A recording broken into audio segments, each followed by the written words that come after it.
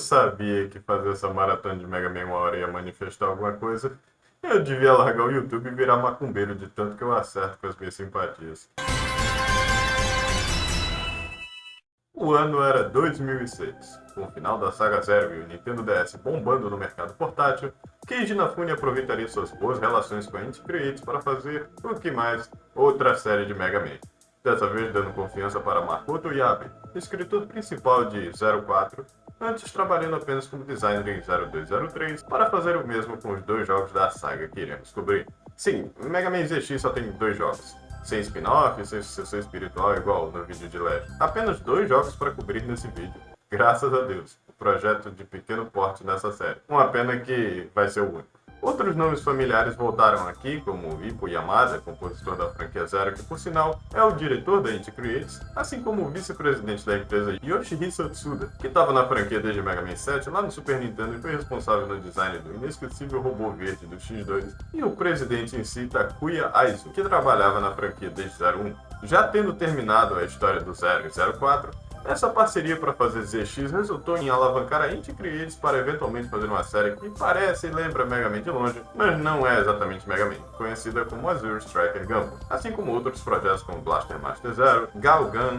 e Bloodstained, sucessor espiritual de Castlevania. E com esse afastamento tanto corporativo quanto espiritual das origens da franquia, apesar do Inafune ainda trabalhar lá, é difícil negar que a mini saga ZX não tem uma espécie de crise de identidade. Foram dois games que tiveram péssimos números de vendas, o pior de todas as sagas que existem de Mega Man, o ZX Advent em particular tendo um número patético de 64 mil vendas mundialmente, que é menos que a coletânea do DS de Mega Man Zero e o 04 do GBA. Eles foram até espertos em juntarem as duas sagas na Legacy Collection, porque eu duvido que alguém ia comprar a ZX Collection em separado. Como eu disse no primeiro vídeo da Maratona Mega Man, ninguém liga pra ZX. Mas essa afirmação é justificada ou apenas um equívoco? Tem algo errado em ZX que o fez ser merecidamente esquecido, ou a série foi apenas uma vítima de má circunstância em uma época onde o mercado estava saturado da má gestão da Capcom e do Inafune sobre fazer 5 jogos de Mega Man por ano?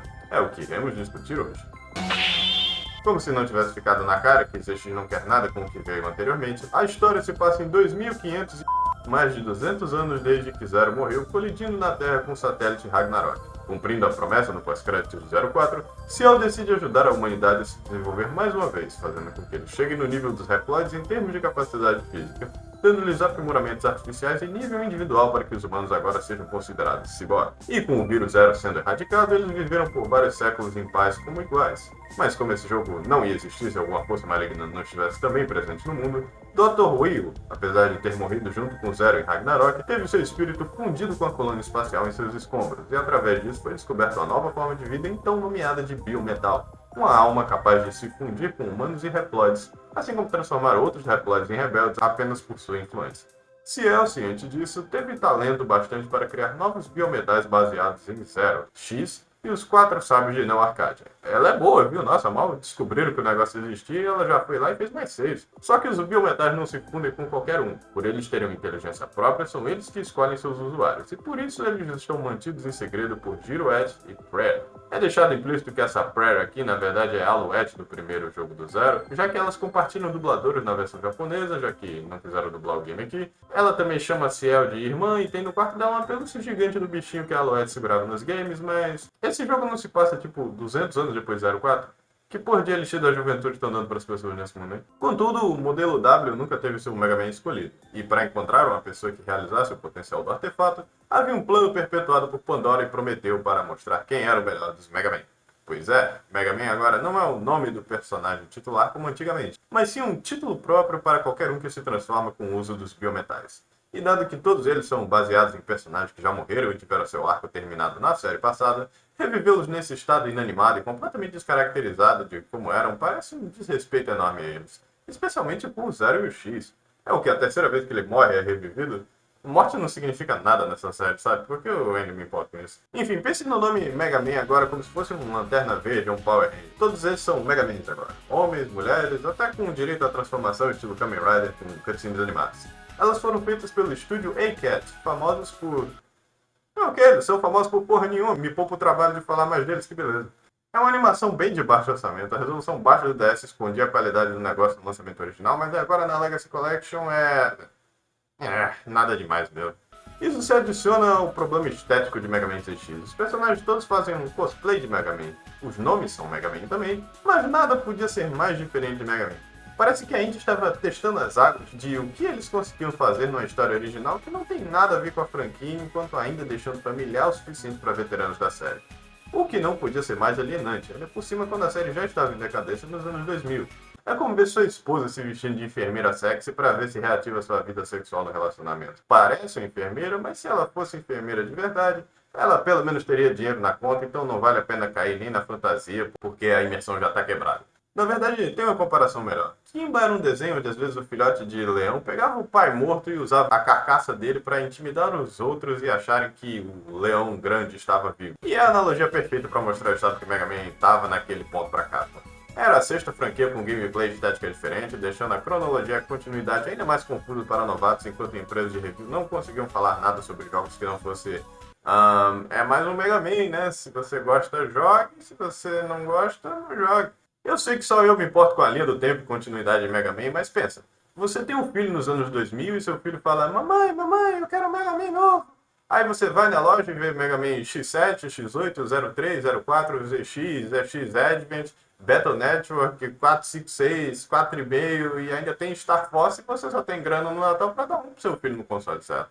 É uma experiência ruim tanto para pai quanto para filho. Essa ideia de se reinventarem toda nova interação de Mega Man também é muito idiota quando todas elas são contadas como franquias em andamento simultâneo. Primeiro temos a franquia clássica, ok? Ela fala por si só, né? Inventou a série. Aí chegamos nos anos 90, fazemos uma versão moderna e futurista da obra. Suave, funcionou. Aí no PS1 fazemos uma versão 3D de Mega Man, porque tá todo mundo fazendo jogo 3D também, né? Vamos na onda do que é popular no momento. Aí no Game Boy Advance vamos fazer duas franquias novas com uma cena RPG tático numa linha do tempo alternativo. E aí no DS a gente faz uma continuação da saga do GBA principal que serve de transição para a saga Legends. Chega, sabe? Ah, sim, ZX na teoria era para ser uma ponte entre a saga Zero e a Legends, que explicaria por que os humanos e robôs estão cada vez mais similares em poder e aparência como os carbonos eram em Legends. O nome da franquia na verdade era para ser Zash, já que Mega Man Legends em japonês era Rockman Dash, o Z deixando ainda mais evidente a ligação.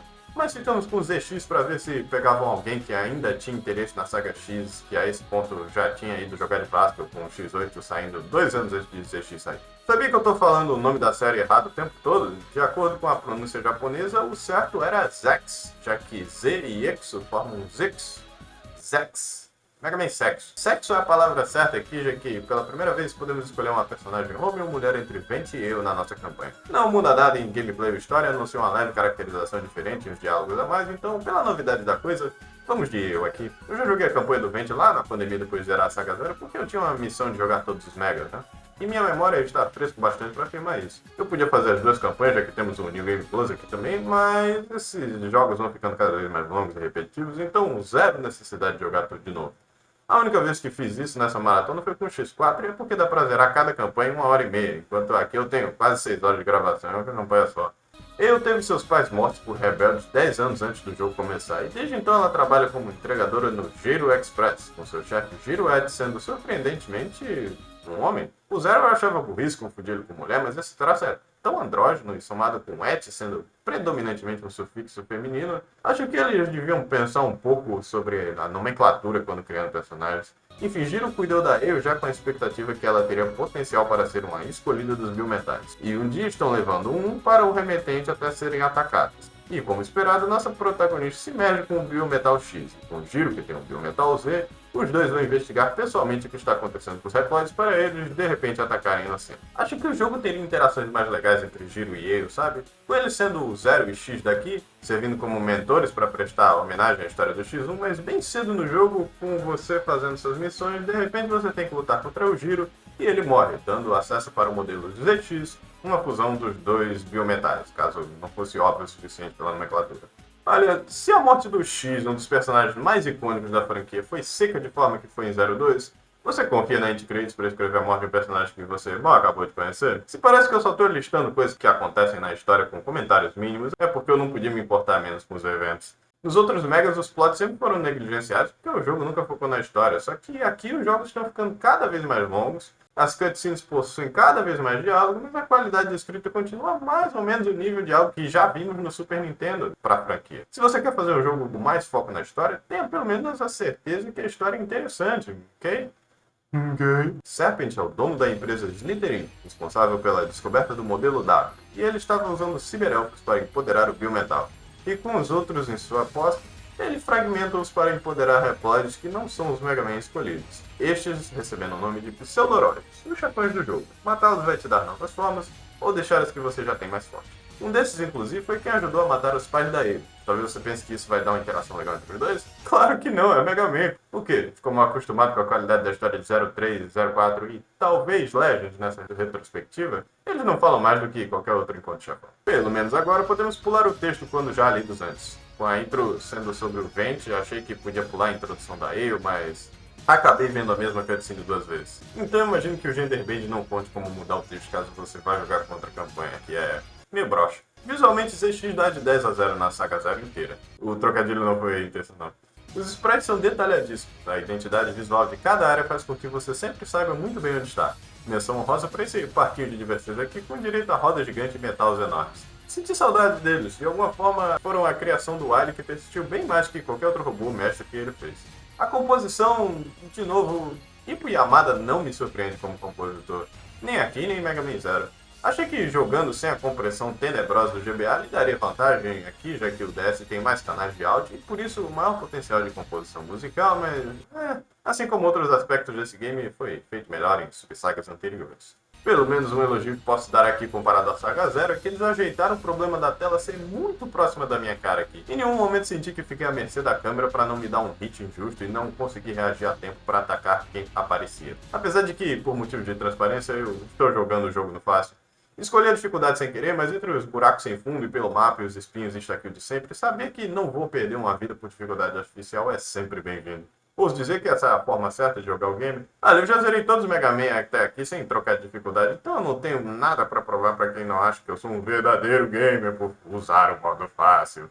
O marketing desses games como hardcore, até para quem é veterano de Mega Man, é um dos vários motivos para ZX e Zero terem vendido tão mal até quando compilado junto. Acho que até o pessoal da coletânea concorda comigo nisso, dado que ali te dão um novo sistema de checkpoints independente do modo que estiver jogando. Desde que você ative um totem, quando você morrer você vai voltar para lá sem ter que se preocupar com quantas vidas você tinha. Sistemas de vida em jogo já era algo meio arcaico em 2006, mas fica pior quando você se dá conta de que estamos lidando não com um Mega Man tradicional, mas com um Metroidvania. Um bem medíocre, por sinal. Eu joguei Silk Song esse ano e toda vez que eu lembrava que ia ter que jogar Mega Man ZX, eventualmente eu ficava... Silk Song é tão melhor. Tá achando injusto que eu tô comparando jogos com 20 anos de distância? Não, tudo bem, justo. Symphony of the Night, que tal? Super Metroid, Fusion, Area of Sorrow, Dawn of Sorrow. Todos eles são Metroidvanias que eu jogaria antes porque eu sou calejado com o gênero. Não é como se ZX fosse injogável, mas faz muitos erros de iniciantes que a esse ponto ninguém faria no lugar dele. Pra começar que estamos num mundo aberto, padrão de Metroidvania, suave até aí, mas pelo padrão Mega Man de podermos escolher a ordem que vamos lutar contra os chefes, a não ser que você escolha a missão no terminal, mesmo que você vá para a área que precisa, a história não irá progredir. E considerando que nem os Metroidvanias mais filhos da puta não tem armadilhas e insta-kills, o modo fácil faz o jogo entrar mais no mod do que jogar no modo normal. O mundo é legal de se conhecer, nenhuma tela parece a mesma e há alguns segredinhos, como tanques espalhados pelo mapa, que fazem o jogo parecer justo, ao mesmo tempo que ele recompensa a exploração, fazendo se sentir poderoso. E é claro, também temos todas as formas de biometais. Começamos só com a forma humana, que tem a habilidade única de se agachar, não podendo fazer nada além disso. É sério que eu posso derrotar inimigos que destroem cidades num piscar de olhos com essas armaduras e me mover na velocidade de uma bala, mas nenhum deles consegue fazer um agachamentozinho? Que merda, hein? A verdadeira utilidade da forma humana é que dá pra conversar com outros NPCs que por algum motivo só interagem com você se você não estiver usando biometal. Humanos e reploids vivendo em paz comum. Não, caralho. Esses caras não te dão itens, nem side quest se você não for igual a eles. É coisa de você estar salvando eles do incêndio e eles não confiarem em você, cara. Que porra é essa? Tô pior que o negro no apartheid. Finalmente, falando dos biometais, o primeiro é o modelo X baseado no próprio, com 2 tiros carregados, no qual eu sinto falta quando perdemos ele permanentemente para o modo ZX, onde viramos praticamente o que o Zero era na saga Zero, menos os EX Skills. Você consegue isso se pegar o modelo Omega, que requer saves do 03 e 04. mas o jogo está numa dificuldade fora do fácil, o que não rolou pra mim aqui. Mas e aí, se você fizer isso, você tem uma luta secreta com o Omega e ele é objetivamente o biometal mais forte do jogo, então, legal. Sendo sincero, o modelo ZX consegue te levar com bastante conforto até o fim do jogo. O pulo giratório nunca foi tão forte quanto aqui.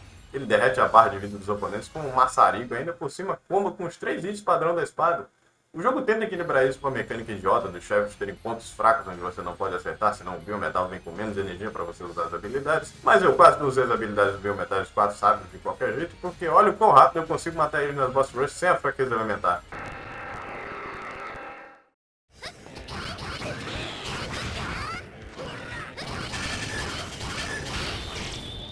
E eu nem tô fazendo isso de forma otimizada. Foda-se que os outros biometais ganham habilidades novas quando pegam todos os fragmentos, e foda-se essa mecânica de overdrive que dá dano elementar nos oponentes, desde que você não se machuque usando seu ataque básico. Tem itens que se pegam aqui que nem se comparam ao que eu tô fazendo ao apertar 2 botões para ver a mágica acontecendo. Navegar pelo mapa aqui é um saco, porque apesar das telas serem distintas, os mapas aqui têm os piores nomes possíveis. A1, B3, I4, e ao invés de mostrar a sua localização direita para onde você pode ir para acessar outras áreas, as ligações dos mapas estão na diagonal aqui. Então você pode ir para a direita e não saber se foi para a direita de cima, para a direita de baixo ou para qualquer outra direção, a não ser que você pare tudo e cheque na tela de mapa a cada troca de cenário.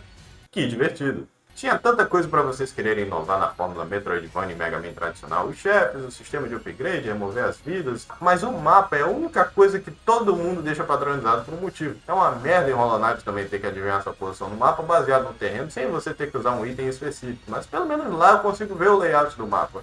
Aqui é tudo quadrado. Enfim, voltando para os biometais. Eles realmente tentaram fingir que os 4 sábios da Saga Zero são tão relevantes e icônicos para a franquia quanto o X e o Zero, né? Na história até que faz sentido, dado que são basicamente os filhos do X, mas sério, tirando Harpuia, você consegue me dizer alguma coisa sobre a caracterização deles? O modelo P tem mais presença aqui do que o personagem no qual ele é baseado. O melhor modelo de longe é o H, que te transforma no... Que isso, cara? Que te transforma no Harpuia. Ele plana no ar e tem um dash em 4 direções que vai te dar tudo que você precisa de movimento num jogo de plataforma.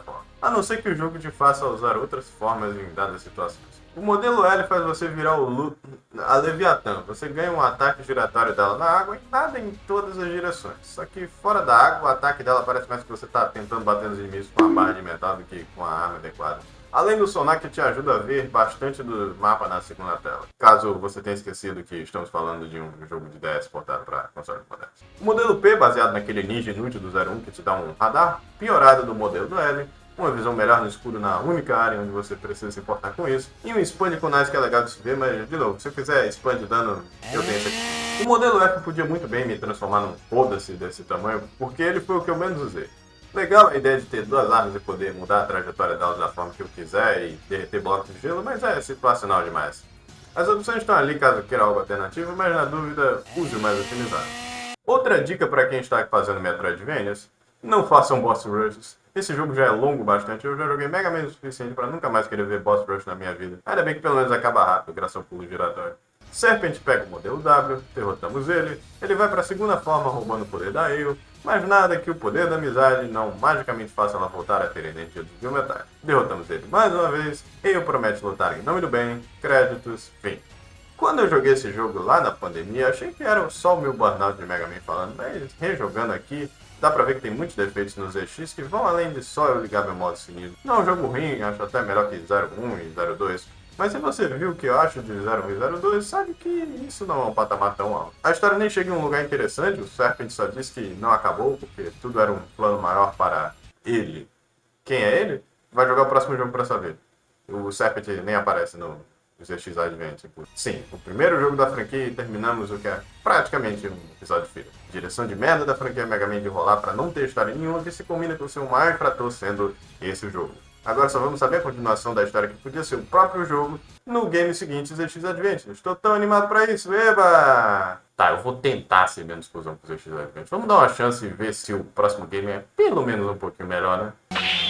Bom, você ficaria surpreso com o quão uma história engajante e um mapa funcional no Metroidvania melhoram as coisas. Graficamente o jogo continua bonito igual o primeiro, então nada a comentar aqui, assim como a música que continuou whatever. Mas pela primeira vez no DS, a série ZX decidiu dublar suas cutscenes. Elas são podres de ruim. Well, how's that lock coming?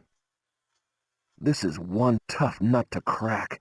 but I'm almost there. Chamaram de volta o incrível talento do Mega Man X7 e eles não melhoraram nem um pouco com os 4 anos na geladeira. Sim, eles ficaram até pior. A dublagem é insuportável porque eles fazem essas pausas de diálogo porque a caixa não aguenta a frase inteira, então o áudio muitas vezes é cortado abruptamente, quebrando o ritmo das conversas.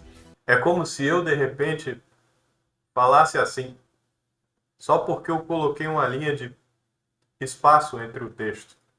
Em termos de história, pelo menos, Advent tem uma tão boa que eu queria que fosse a do primeiro jogo. De novo, temos 2 personagens para escolher como protagonistas que têm uma jornada similar. E dessa vez eu escolhi o personagem masculino Gray, porque eu apareço na sua campanha enquanto nada Ash, quem aparece é o Vance. Então, por motivos de continuidade, fui com ele. Gray e Ash têm personalidades um pouco mais diferentes, dado que o menino tem amnésia e está tentando descobrir mais sobre seu passado, e a menina é uma pirata meio loop que meio que ignora a situação da história porque ela está mais animada em procurar tesouros. Enfim, o jogo é sobre o Torneio Mega Man, também conhecido como Jogo do Destino, prometido no ZX1, onde diversos usuários dos biometais lutam entre si para ver quem é o Mega Man Supremo e irá controlar o modelo W. E quando eu digo lutam entre si, eu quero dizer que eles lutam só com você e não contra mais ninguém. O que, você estava esperando um Budokai Tenkaichi versão Mega Man? Espera o vídeo de Battle Network para eu falar do quadro, porque é o mais perto que chegamos disso.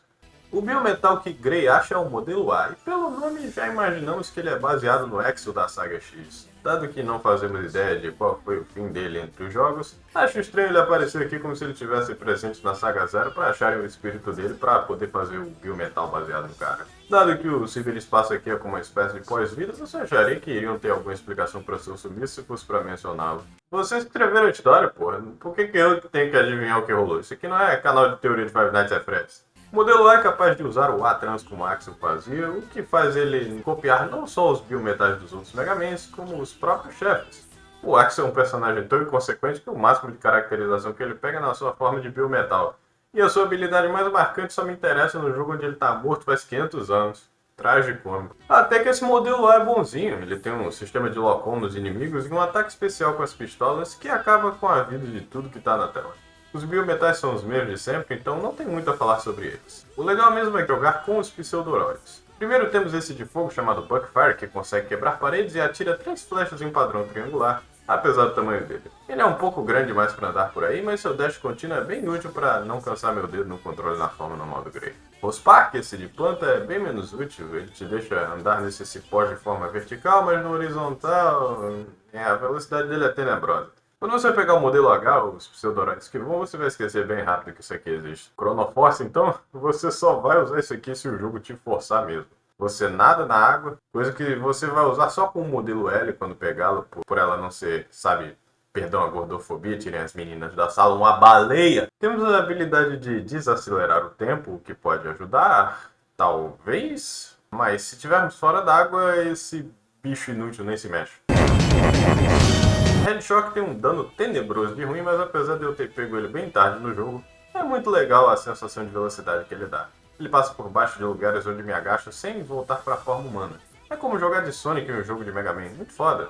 Foda também é que agora Gray vem com uma pistola na forma humana, então ele não é completamente inútil quando ele não está transformado. Bifrost é um crocodilo grandalhão e eu aprecio a sensação de poder que isso dá ao morder coisas, mas se o Buckfire já sofre com o tamanho dele, imagina esse filhote de Godzilla aqui. Argoyle é outro personagem focado na velocidade e capaz de se clonar para ter 2 formas de ataque com apenas um hitbox. Eu só usei isso porque dava para pegar um sub-tanque, a esse ponto tem forma demais para usar todos igualmente. Queen Bee é uma abelha que voa, como o nome já implica, que faz qualquer desafio nas plataformas ineficientes a troco de um modo de ataque ineficiente, o que me faz usá-la bem pouco. E por último, o Voltron, esse bicho que plana no ar com a energia dele e ataca usando a guitarra. Mas mais importante ainda, ele faz headbang se ele ficar parado. Isso é muito da hora. Tem hora que eles se esforçam para inventar utilidade para esses bichos, olha pra essa porra. Tem uma balança que desbloqueia o lado no qual você quer andar, mas por algum motivo só o Vulturo consegue se apoiar na parede para prender a balança. Como se ele fosse o mais pesado do arsenal. Tem bicho demais na equação e eu ter que ficar trocando toda hora para situações específicas é um vai e vem bem chato.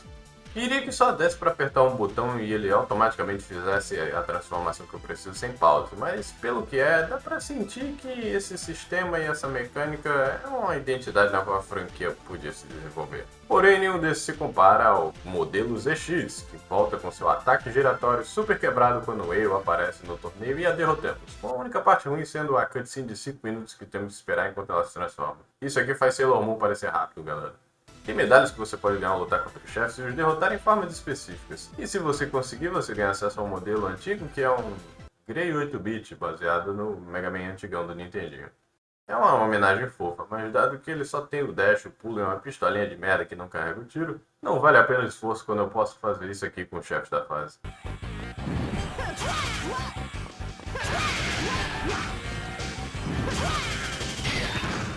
Ele tem até um modo extra com um minigame, onde ele é chato de se controlar, não consegue matar metade dos inimigos atirando normal, e cheio de pulos injustos que era como a Indie Creates viu os jogos da saga clássica.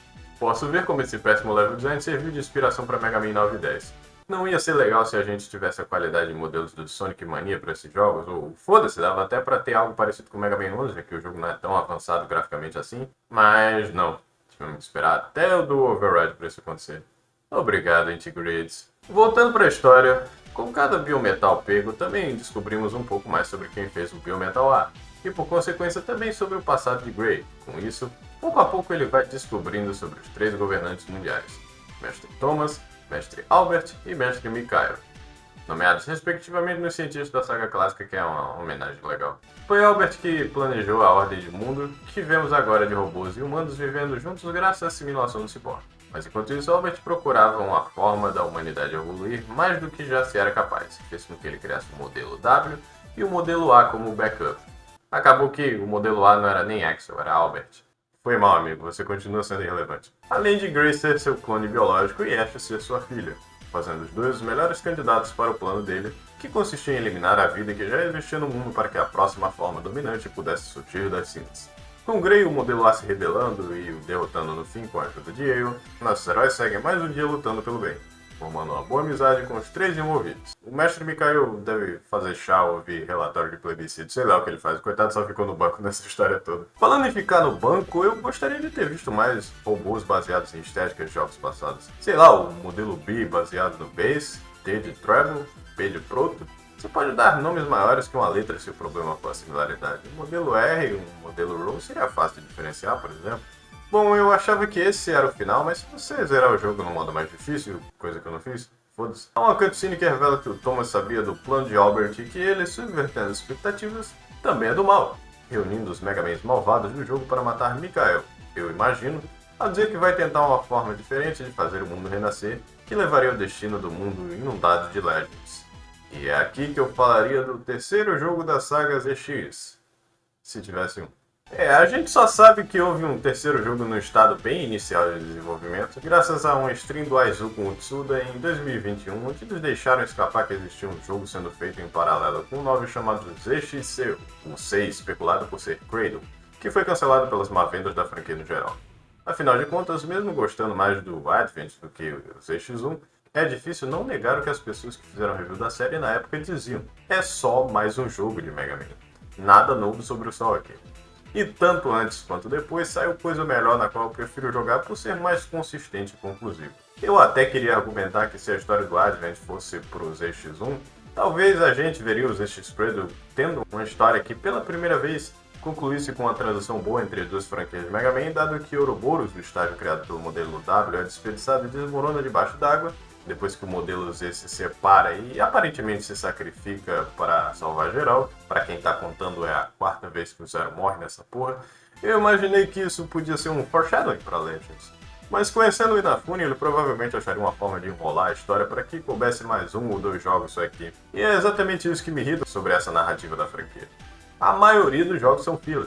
Independente dos jogos serem bons, vez após vez eles falham em sentir como uma épica entre eras e linhas de tempo que tentou ser desde que foi pra saga X. Foda-se, eles sequer dão uma história satisfatória nos seus próprios termos como um jogo individual. Justamente porque se prendem à fórmula de o mesmo inimigo voltou, mate os 8 chefes 2 vezes e pegue suas habilidades, na qual você só vai usar 3 no máximo. E nessa crise de identidade, Mega Man tentou agradar todo mundo e acabou não agradando ninguém. Por mais que eu tenha zoado o Inafune, ele era quem tinha paixão no mascote e queria ver ele sucedendo. Então, no momento que ele cansou de se ajoelhar para os acionistas da Capcom, é claro que não tivemos mais nada do Wu ou seus familiares por quase 2 décadas. Tivemos coletâneas e a série foi renovada por novas gerações a ser introduzida por novas audiências, mas eles estão fazendo isso desde 2015, quase 11 anos deles sabendo que Mega Man tem um público-alvo cada vez maior, mas porque não vende um número arbitrário e desconhecido da elite executiva da Capcom, silêncio. Vamos ser sinceros, coletâneos assim são o mínimo que empresas devem fazer para que os jogos tenham uma boa preservação. Sim, vamos ter o Dual Override agora em 2027. Não acho que um jogo de Mega Man devia demorar tanto assim, considerando quanto tempo demorava para ser esses games antes. E eu tô animado. Eu nunca pedi por um Mega Man AAA feito na RE Engine e não acho que é isso que os fãs querem. Mas é a segunda vez que eles tentam reviver Mega Man. Assim como é a segunda vez que eles tentam falar que ele é importante, querido. E é aí que eu preciso lembrar que na primeira vez que isso rolou, quando o Mega Man 11 virou best-seller da franquia inteira pela Capcom poder focar a atenção em um jogo só no lugar de 5, eles ficaram 9 anos sem um jogo novo. Então é difícil ter expectativa. Eu acho que X-Dive conta como um jogo novo nesse meio tempo, né? Obrigado, Capcom. Eu não podia viver sem essa incrível obra de arte aqui sendo lançada. Eu não sou bobo pra viver de migalha, tá? E você não devia viver disso também. Star Force Collection saindo ano que vem? Legal, podia ser um Mega Man novo. Mega Man novo, podia ser X9. X9, podia ser Legends 3. Legends 3, podia ser ZX3. ZX3, podia ser God Hand 2. Enquanto você não bater o pé no chão e deixar sua voz ser ouvida, você vai receber o mínimo e quem te dá vai achar que tá fazendo muito. Então é sempre bom agir como um pai asiático que vê um 10 no boletim do filho. Isso não é nada mais do que a obrigação da Capcom. Eu não quero que fique saindo um jogo pra cima anualmente de Mega Man. Deus sabe que foi isso que matou a franquia antes. E também é claro que a Capcom não é uma empresa indie para ficar lançando jogo de baixo custo e baixo orçamento para receber pouca renda quando comparado a jogos como Resident Evil Requiem, que merecem mais capricho e, por consequência, mais recursos e gente trabalhando neles. Mas se a falta de interesse é claro, não precisa ficar estendendo a franquia. Mas pelo menos deem finais conclusivos que sirvam como um ponto final, como 04, Battle Network 6 e Star Force 3 fizeram. Eu cansei de jogar jogos aqui que fingem que a interconectividade nem existe. Mostra o Zero matando geral na saga clássica. Mostra o Sigma morrendo pela última vez, como se fomos para a Guerra dos Elfos. Tira o Volnut da Lua. Vocês podem fazer jogos depois disso também. Afinal, quando que o fim da história significou que não se pode ter marketing ou material suplementar fora da continuidade canônica, né? Isso com certeza não parou o Mega Man em suas 5.000 subsagas antes, dado que teve comentários no meu vídeo da Saga Zero que o Piso é um personagem melhor nos audiodramas exclusivos do Japão. Sobre isso, é legal que tenha esse material suplementar, mas ele é só isso, sabe? Suplementar. Algo que deve levar a algo que já está bem caracterizado ou interessante do material base para eu querer saber mais. Não algo crucial para a caracterização do boneco que podia estar no game. A Capcom vai suprir minhas expectativas? Eu duvido. Eu estou amargurado demais com a indústria dos games para ser otimista com corporações sem rosto que provam vez após vez que não são suas amigas, e eu também não vou sugar a bola cegamente só para ver se consigo um emprego na indústria, como muitos reviews fazem. E esses foram todos os jogos de Mega Man, de plataforma pelo menos. É uma franquia que mudou meus interesses de forma inegável, desde estética robótica, game design, meu interesse em música rock, e fez algo similar para muitos devs por aí que cresceram e estão fazendo seus próprios jogos. Seja em fangames ou por espírito, em franquias com sua própria identidade, isso mostra que Mega Man, de certa forma, nunca irá morrer. Porra, eu descarrilhei todos os meus planos de falar de anime por um ano no meu canal porque um jogo que me deram de presente foi o suficiente para eu querer falar de todos os games da minha franquia favorita. Isso é o que além de paixão?